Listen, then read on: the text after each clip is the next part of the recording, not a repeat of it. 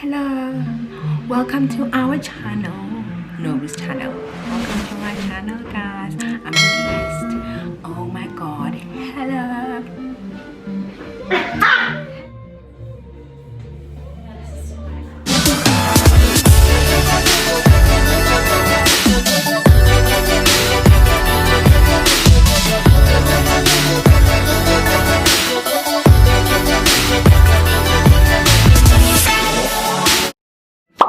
Hi guys, welcome back to my YouTube channel. I'm so nervous because someone is watching me, guys. We've got a guest today, so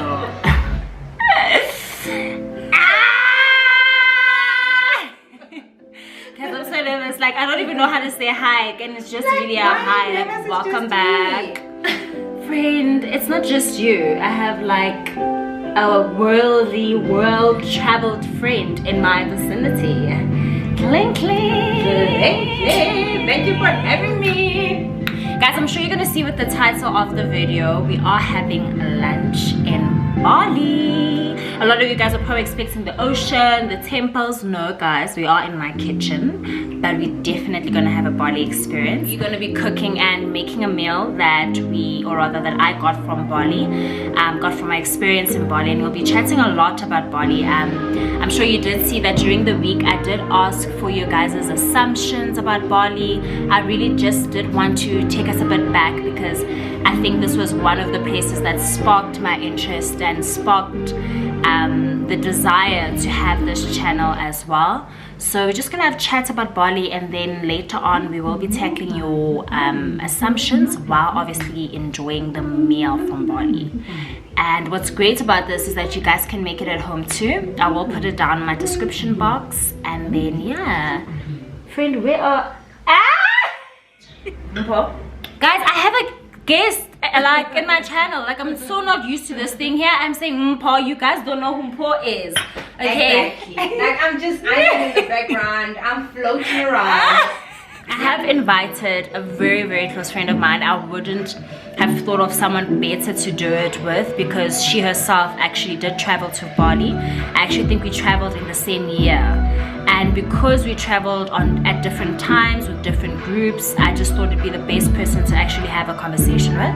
Her name is Tumeric, the girl who speaks the most romantic baby on earth. Hello, guys.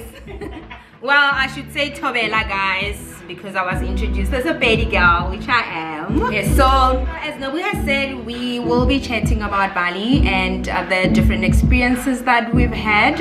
She has traveled differently from the way I've traveled Bali. So we've basically been to different places in Bali.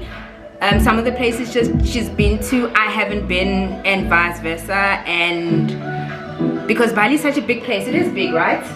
It is huge. Bali is so huge. Other part of Bali. Yeah, Bali is super huge, which we will talk about. And yeah, so what more do you want me to say? That I've been to 3 continents and 17 countries. Girl. Drop that CV. Drop. Also, just sorry to interrupt. I'm coming here because another reason I selected was because next month we were supposed to be going to 4 countries on a tour. Where are we? But here I am in Nobu's kitchen, and we're going to talk about our experiences in Bali, which I adore. Yeah. Thank you for having me, friend. It's a pleasure, friend. You will be seeing a lot of Mpo on my channel. A lot of people that are dear to me. Like I said, I want to have chats with people that I feel have, you know, seen certain parts of the world, etc. But let's get into it. We are making a meal from Bali, or rather I got the recipe when I was in Bali.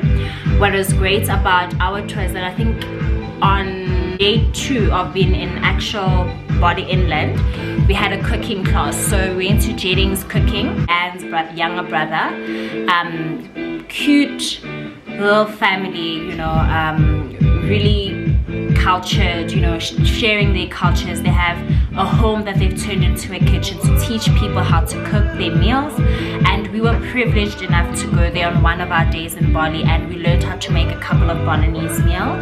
What is fantastic is that we were also able to take with, is it zooming? there we go, menu that they gave to us. So the recipe that we are doing today is actually coming from this menu that I have. So yeah, let's go. It's not a YouTube menu. It's a Bali authentic menu. It's not a YouTube. So we are gonna be doing, and I need you all to pronounce this for me. I've selected. Paul doesn't really know the recipe right now because I didn't show it to her, but I'm about to reveal it to her. But I need her to pronounce this name to see if she really went to Bali. Ah! This is the test, guys. Don't believe people telling you. Don't believe pictures. There's green screens. She must pronounce this. Come. Okay, let's see. Not this part. This part. Can I take my time? You can if you want. This is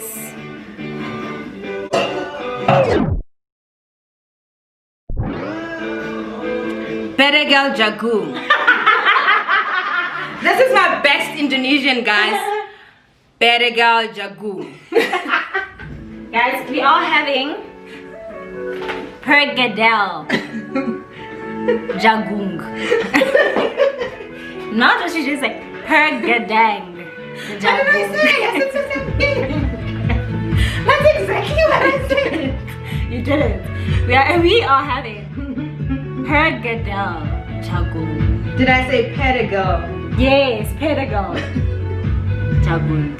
And it's simply, guys, fried corn dumplings. I didn't want to obviously choose a recipe that would take too long, so it's gonna be quick and easy. And I also chose it because I was a bit biased. It was one of my favorite meals, so I really am crossing fingers that it tastes as good as it did in Bali. Yeah. So, what is the most bizarre, or rather, the most unusual thing you've had in Bali? I had the stinky fruits. I think I mentioned it also in my vlog. Oh yeah, you did say that you don't know if you'll have it again. I'm not having it again. I made that clear. I ain't making it out. I ain't having it again. Friend, I think while you're busy actually giving me your piece, maybe we should actually just start mixing the stuff. So what we need for the recipe, we need some corn. Ta-da! We need some egg. Some flour, and macadamia nuts, which I mentioned my mom grows in her garden back in Limpopo. Yes. And then we've got some celery, guys. It's also something that is needed in the recipe. Flour, right? Yeah, we've got the flour. We've got garlic. I can smell the garlic. Yes, we've got garlic. Titomboin is garlic. Onion. Yes. We've got pepper. Yeah, I've got some pink salt as well. About half a spoon there. We've got some chilies. I don't know why I cut so much though, because I don't like hot stuff. Me neither. I can't even stand it. It just looks so pretty. Look at the orange. And then we've got coconut oil. Yep. Steady. We've got Fred, I've always wanted to do this. I have to actually stand up. I've always wanted to do this. Oh my gosh! What? We've got some coconut oil. Another thing that I like about Balinese people and Indonesian people, they remind me so much of us, like, you know, black people, in the sense that our measurements. You have to measure with the heart. You literally have to measure with the heart, guys. There's no measurement. They're just saying 2 piece, half piece, 2. It's until your ancestors tell you ho. Yeah, you know, your ancestors say ho. And we are going to need this. Tell them what that is. It's a mortar which I hold very close to my heart. I bought in Bali. What's the name of that place? Can I have the map? I brought Love it. a map. So I'm gonna send you the area that I bought this from. It will look familiar if I look here. I will remember it rather. I would remember it if I look here. I think it was in Ubud. Yes, it was in Ubud, because Ubud has the market. Yes. Yeah. I bought it in Ubud. Yeah. It has a funny color. It is handmade by the Balinese people. I love it. But Yeah. yes. Okay, friend, I said what was the most rare thing that I had in Bali. But what is it that you had that you were like, oh my gosh, this is really weird, it tastes awkward, or? I wouldn't say it's the taste. It's actually something that I've had several times before, actually, in South Africa. Which is? It was their duck. I ordered a duck meal. Okay. And it was served basically whole. Like a whole duck with the skin, and it looked like a hard body chicken. Yeah. That scared me. Like I was scary looking, and then I wanted to stop experimenting actually with the food. I had a lot of Chinese you stop food. experimenting No, with food? that's Oh, you not didn't me. stop, okay. Yeah. Only for a day. I also was like, with everything that I knew on the menu. Like if I saw a burger, I was like, nope, not ordering that. Yeah, me too. I eat traditional food when I travel. Yeah. Whatever the locals are eating, whatever they're drinking, their local beer. I have. That's the point. Every place that I've been to, I've had their local beer. Bali is no exception. Yeah. Their, what's the name of that beer? Was it Bentang? Yes. Ah, that thing was good. It was good. What I found was odd though in Bali with regards to the food is that in the mornings they loved having noodles. Like they had noodles and with an egg on top. And rice. I was like, what? Okay. Banana everything. Yo, banana everything and then the freshly squeezed. Oh my goodness. So for me, I think at some point I started having rice for breakfast because I could. Yeah. And it was everywhere, and I didn't want to have the noodles, so I started having the rice. And I have ice cream all day, every day. Amazing, gelato and stuff. So I had a big breakfast and I ate dinner, and I would snack throughout the day. Okay, so that was obviously when you got to Bali, but the journey there, how was the food on the airline? On your way to Bali, did you have a layover? Did you stop somewhere? Did you maybe taste the food today? I had a very short layover in Hong Kong. I ate. I drank a lot. Wait. Wait a minute. My dad watches my channel. My dad is my biggest fan. Yeah, my dad is my biggest fan.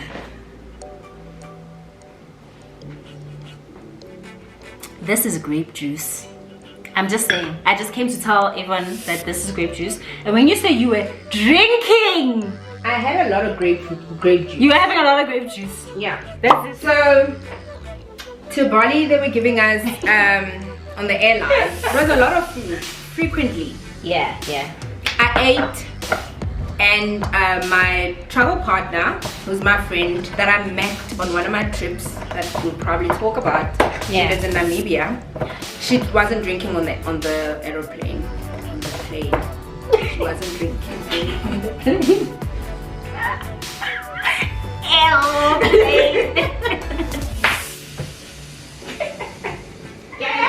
Aeroplane. She wasn't drinking in the flying machine. Every single time the cart came, I would order water and wine. She would order her drink and wine, and I would have 2 wines. Lovely. The grape juice. Oh hey, I was also actually traveling with a non-drinker, and I kept ordering my wines because no one was gonna judge me. They thought they were like bees, so I was like, that's great for me. You know, that's double the drinks. So the flight was very long. How long was it for you? We connected through Hong Kong as well. The flight was 18 it was 18 hours. And the 18 hours, yes, 18 hours. And then we connected to via Hong Kong to Bali for another 5 hours. My layover was 9 hours, of which a certain somebody's son said we can't get lost, so you have to sit by the door. I watched that door until my flight came. Do you understand? A whole day. An entire day, friend. Come on outside. An entire day. Okay. No guys, but it was for safety purposes, and also because we did ask to go in and they were like, no, you wouldn't want to go outside because the protests were happening. So we really stayed inside. We went around the airport, which is really big. It's amazing. There's a lot of things that you can do inside. We just walked around there, we shopped a bit, and we went to the restaurants. Hong Kong airport is new. Oh, it's so nice. Yeah. My layover was not long. It was probably 5 hours. Yeah. I got into Hong Kong. We had Starbucks, and then we went to this restaurant that I kept seeing on Instagram. So it at the airport. It's called Lady M. I only went to that restaurant because it looks lunny. It's a New York restaurant. I went to Lady M because my name is called, Lady M. Hello. Yeah. Got to the airport. Remember I had said I was having a lot of grape juice. Yeah. The mellow. I had a lot of grapefruit. And my travel partner was so excited. She kept taking pictures. She's excited. She just got there. She's like, oh, welcome to Indonesia. Yeah, she is hyped. And I am super low. I just want to sleep. I got to the hotel. We took a shower. I went straight to bed, and then she went straight into a bikini. Yes, girl. Oh, a girl on a mission. A girl who knows what she's doing. Yes, She went straight into a bikini, and then she went to the hotel pool. She ordered her things while I slept. I got blackout curtains. Oh yes, lovely. And I slept. Lovely. I slept. Following day, I woke up and I was ready to party. We got there, and I will never forget this moment because we got there, and then before I actually get into that, guys, what I've done now is that I've just grinded some peppers. No, I'm lying. Whoa. What is that? It's onion. Some chili, some garlic, some onion, and celery. So I've just been grinding that up while we're busy chatting there, so that we can actually add to the flour. Yeah. So when we got there, obviously I went as a group. Yeah, I actually went on a 12, which is different. Which is what we said in the beginning of the video, that it would be different. Like, I wanted to pour here because she has been to Bali, but it's a different perspective because she literally went by herself with a friend, and I went on a 12. So when we get there, also me being a nonchalant hand, these people have had a WhatsApp group. Did Nobu enter the WhatsApp group for preparations? Do they have my number? Yeah. But you are my friend, I know you. Thank you.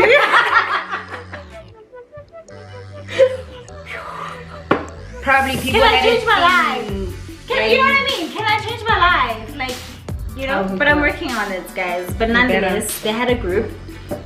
So we just knew, obviously, when we land in Bali, there will be somebody there waiting for us with a placard. Hey, Nobu this side, whatever. When we finally got the guy who was gonna assist us, they told us that we had to turn. Oh, whilst we're in the car driving to the hotel, the first hotel, they told us we had to turn back because someone was left behind. Already, I'm like, you see these things. So we turned back, and then we went and fetched Mish, beautiful young lady who's been traveling. She's like she travels by herself. Like, I felt so inspired. I went to Namibia by myself. She travels by herself, bruh. I'm looking at this small being, and I'm just like, you came all this way by yourself. And she really did, and she was handling everything. Someone else would have found him crying because now they haven't been fed. You know what I mean? But because she's been doing this thing, and I literally had an aha moment because I think I delayed traveling abroad so much because of cancelled plans, like with people. When I saw her, I'm like, I could have been like living my best life from day one. But also something that you need to do, to consider. Yeah. Is it's very easy for women to travel out of South Africa on their own. Yeah. Let me tell you why. Because of the crime in other countries is not the same as the crime in South Africa. You feel safer the minute you step into foreign land. Thank you. You breathe differently. It's not weird. because you are in a place that you don't know, but it feels safer. Everybody is literally minding their own business. Nobody's looking at you like you're a piece of meat. Nobody's catcalling you. You're actually precious. You're like a prized possession. You're like this holy grail. You're like this holy temple. And what you're saying really does make a lot of sense as well. And maybe that is why she also is comfortable traveling up by herself. The reason why maybe you've done it as well. I definitely feel safe in Bali, guys. There was a day I was in a bikini on a bike, and I think it was actually in Gili. One. It's actually, it is considered part of Lombok more than anything else. It's another island. Yeah, it's another island. But nonetheless, I was riding on a bike in a bikini, and it almost felt like the places where, you know, because we're traveling, we almost glorify places. But if I were to make a proper comparison, it's almost like riding a bike in Lokshini. I was in a bikini riding a bike in practically a Lokshini with dirt roads by myself. And I have never felt so safe. Everyone keeps to themselves, and because it is such a tourist country, they also respect you as well. I think we need a South African versus Bali men thing. We do. My opening line is, Bali men don't kill their women. I'm just saying. I don't know if you want to just maybe grind we've got the thing, maybe just the corn.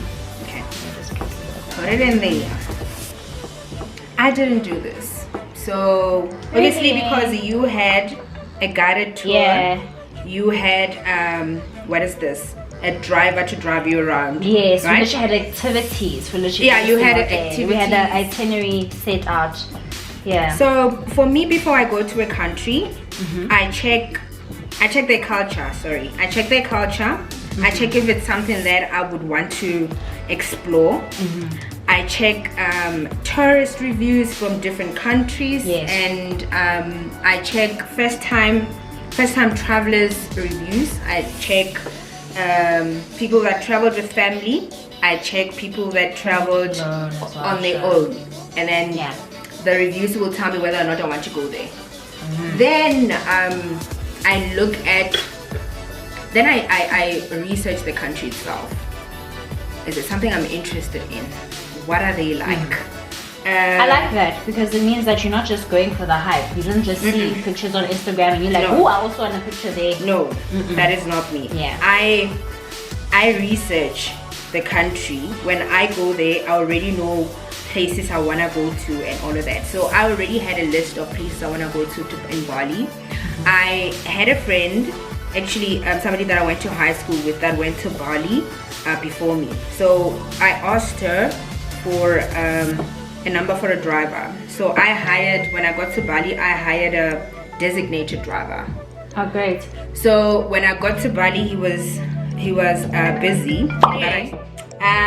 The person was busy when I got there, the driver, but the hotel told me about one of the hotel people told me about an uncle that just bought a brand new SUV that's trying to get into the business. I called that guy. I asked the hotel manager if that person can be trusted, and they told me they've got 5-star reviews from a few people that he's used. He was trying to make it into a family business, this guy. So I hired him. I gave him a list of all the places that I wanted to go to. So one thing that I realized about Bali is I thought, based on the pictures that I've seen of people, that I could literally just put together an itinerary for myself based on the pictures that today I'm gonna go here. I got a rude awakening when I got there. You cannot. I got a rude awakening. So how fine do you want this thing? Really fine. Just okay. Okay, because I take care of the planning. My travel partner Mpo is an excellent planner, guys. Yes. I will tell you what we're gonna eat at what time. I would go to that extent. Yep. So I just asked her, my travel partner, where she wants to go specifically in Bali, if there's any place. Then she told me that she didn't do much research, she's just going in because she just wants to go to Indonesia. I gave the driver a list of the places and that I want to go, and I asked him to just group them into all the dates, and I gave him the dates that we want to travel. Because I also, one thing that I've learned is I don't want to come back exhausted from a holiday and want to recover from a holiday. That's one of the lessons. You just dropped a gem. I came back exhausted. Guys, have you ever been exhausted from a holiday? And you need a holiday to recover. And you need a holiday. Yeah. So I've learned. Yeah, that is a gem. I've learned that to is a gem. pace that, yeah. To pace myself, that I don't come back exhausted from a holiday. Because there will be days that I want to laze, literally. Because I was there for 14 days. Yeah, I was also there for like 2 weeks. So where did you stay? We landed in Canggu. It's basically like I don't want to say the capital. Like I think everyone lands in Canggu. I think the airport is in Canggu. Yeah, we spent the first couple of days in Canggu. So we got there in Canggu, right? From Canggu we then moved over to we went to Kuta. You just stay in Kuta? We did not stay in Kuta. Funny enough, the locals advised against Kuta. I think Kuta is like the Jozi. No, Kuta is the Jozi, and no, it's the Jozi. It's where if you stay in Kuta, you stay with the locals. Yeah, literally. I stayed in Kuta. Yeah. Before I went to the other islands, I stayed in Kuta. It was a very nice hotel, very safe. It was in the midst of the business, where you get to see the Balinese people. And one thing that nobody shows you about Bali is how heartbreakingly poor the locals are. Yeah, I stayed there in one of the it was actually a very nice, I'll show you the name of the hotel and you'll put it up for them. Yeah, no, we're gonna put up our hotels up as well, guys. Like I stayed in amazing hotels. Like me too. The first one in Canggu even had a rooftop pool. Mine did not have that.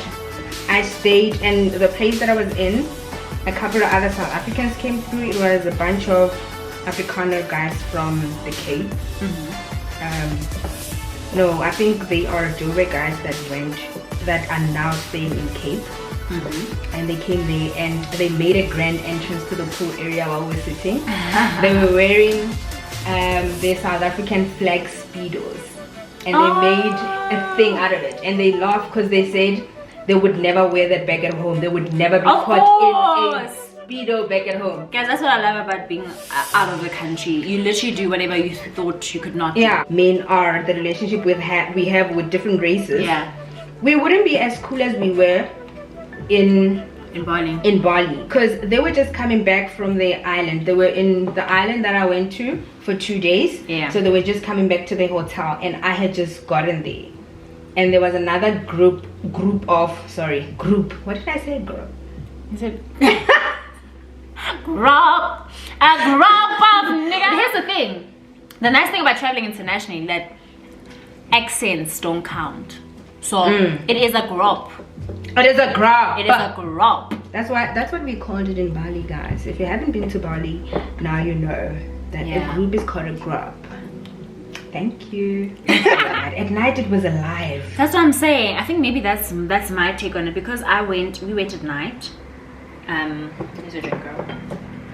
We went at night, and the lights at night of the shops, like, it almost gave me a New York feel. I haven't been to New York, but it was like the New York of Bali. Because remember I said I went around the Ramadan time. Yeah. So everybody was alive. At night, transport changed. It wasn't private cars, it was horses and donkeys at night. It's very strange because, you know, funny enough with us, like in Kuta, that's the one place where even our guide was like, guys, hold your phones, hold your money. I'm just like, and then because of where I was staying, like even in Canggu, even in Ubud, the places were very, you know, rustic, very homey, very localish. So I thought that perhaps that was the more upper side of our hotel. Life. And our guide told us that you most likely to be robbed by people that come from other countries and live in Bali. So the Balinese people will never rob you. No, the Balinese will not, guys. Yes. There's a huge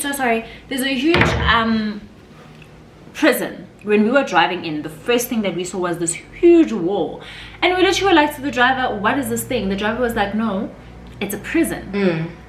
You get life for selling drugs. Because I mean, if you're selling drugs, it means that we are known for drugs. It means that tourists won't come. Any small crime will deter tourists. It's literally a tourist place, the entire Bali. So they take their crime seriously. That is why their men don't kill women. Things that are why I wanted to go to Bali, because South Africans still mock each other. Here's us. They still mock each other about our cultural practices and how deeply you want to do it, how deeply you want to engage in it, and how you must make it comfortable for other people. They do not. They've got. It is called. To that frame. It is called Bali, the land of 1,000 gods. Every single morning there is a sacrifice. Yes. So that time, the biggest celebration they had, obviously outside of Ramadan, they were celebrating the god of machine. So all the cars would have little sacrifices because the car is a machine. And everybody that was in the transport business would go full on, decorated because of right now we're celebrating the machine. And I respected that. I liked it. That for me took me back as well. I was like, as South Africans, because we are so liberal, because we're so westernized. Yes. When we speak about South Africa, we can tell people about how there's a Burger King, there's a McDonald's, whereas they're like, okay, no, this is where we go. If you can ask majority of black people, sometimes they don't even know where to go for their own authentic cultural foods in South Africa. Yes. In Bali, that's not the case, and they're unapologetic about it. Like, it took me so close, like every single morning, for people to be deliberate about making that that offering every single day without fail. A person who works, whose business premises is the streets, literally. Somebody who's a vendor and they work in the street, their sacrifices will be on the street. Nobody will step on that sacrifice. Because everybody respects the next person's, properties and whatever they've put out there. So I really... And the thing about those sacrifices as well is that they really just like... it goes back to the whole, you don't have to have much. Yes. They take flowers, they take sweets, those 10 cent sweets. They put it there, they do their prayer, and they've done their offering for them. I don't know why I'm not stepping into the temples. I went to almost all the temples except for the one that is too far. The temples, though, I must say something that is a bit controversial. On your periods and you're a woman, you can't enter the temple. I likened that to a lot of ZCC rules, the ZCC church rules. Is it? Do they have those type of rules? They do have. But they have their own reasonings. They have their own practices that they've done for a lot of years, so they know why they're doing it. But if you are obviously menstruating as a woman, you cannot enter the temples. You must wait. And it almost takes me back to that whole thing that I don't like, that blessings or God must wait for a specific time and place. I do not like that. I really don't like that. Now I must wait until I'm not on my period to be able to access my blessings. Doesn't make sense to me. But you know what, we had Wayan who was there and who broke it down for us so beautifully, because he's lived it his whole life, that we did obviously understand. And because you're stepping into their country and they all understand, then whether you understand or not doesn't actually matter, because that's what they all stand for. What did you learn? What did you start seeing differently after you understood their ways? I wanted to understand my ways. I wanted to understand what it means to be black for me. I think this trip, if anything that I took out of it, was that, who are we? And yes, other people have the answers as to who we are, but because we have to speak English on a daily basis, we have to live in modernized civilizations to make money, to feed our families, to have generational wealth, to survive basically. But like, who are we? The one thing that is a thread throughout all Balinese people is that they know who they are. they know what they are doing on a daily basis. They know who they serve. They know their purpose as a whole, as a togetherness. There's some sort of unit thing that I get from all of them. And you know, even from the meaning of Bali as a country, you know, now I'm like, okay, other countries' names have actual meaning. We are South Africa, and that's just saying direction. South of Africa. We're the only country that does not really have a name. Like, who are we? Sure, our guys. So my takeaway from Bali was karma. They believe in karma so much. Yeah. So they are kind. They don't steal. The Balinese people, they don't steal. They don't do mean things to people, heinous crimes to people, because they believe whatever they do will come back 10 times and hurt their family 10 times. We're almost done, guys. We've mixed everything together in the bowl. I'm gonna add in the egg just to obviously hold everything together, and then we're gonna deep fry, and we're almost at the end of the journey. Remember, I will put the recipe down below in the description box. I'm only putting one recipe there. I will put the website where you guys can actually get all the recipes from Bali. I do want to, obviously, as promised to Ryan, just support his family and make sure that you guys are aware of his cooking page and his cooking classes, etc. So please go check out that website. It would be really, really, really appreciated.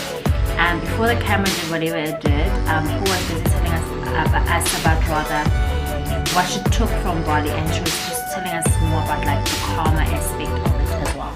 So I became kinder to people. I was very deliberate about how I treat people, conscious about what I put out there in the world, because I believe it. I believe whatever you carry in your heart, you walk around. If you believe that thing, it is in essence a reality. So if I came back with a strong belief that as much as I believed in karma, right now it is embedded deeply in me and I carry it around me. Whatever I do, if I decide, or if I start treating people unkindly, if I start doing wrong things in the world, then I'm going to get that 10 times kinder to people coming back from Bali. I was very deliberate about being kind to people. So karma was my takeaway. I loved it. Love that. And it explains a lot about Bali though, like why it is that it's so safe. People are scared of karma. They're scared that if I'm going to do this one bad thing to this person, what am I going to experience? And I think if a lot of people were to feel the same or do the same, I think we'd be in way better positions, because that's how you should go through life though. Like whatever you do to someone else, always have the empath, always think, how would I feel, you know? And yeah, I think we'll wrap up the first part of this video here. If you want to see how our, I need to call it out, Pergedel Jagung. Pergedel Jagung.